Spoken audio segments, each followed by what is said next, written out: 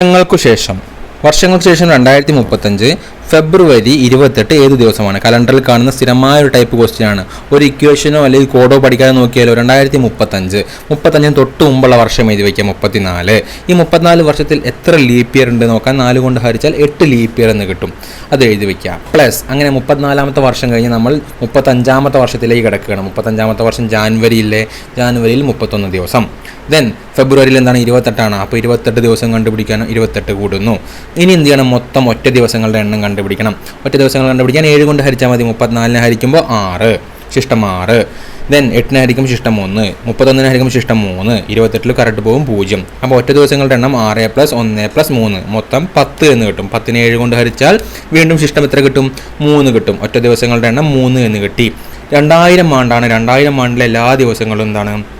കോഡായിട്ട് Sunday പഠിക്കുക. സൺഡേയുടെ കൂടെ 3 കൂട്ടിയാൽ വെനസ്ഡേ.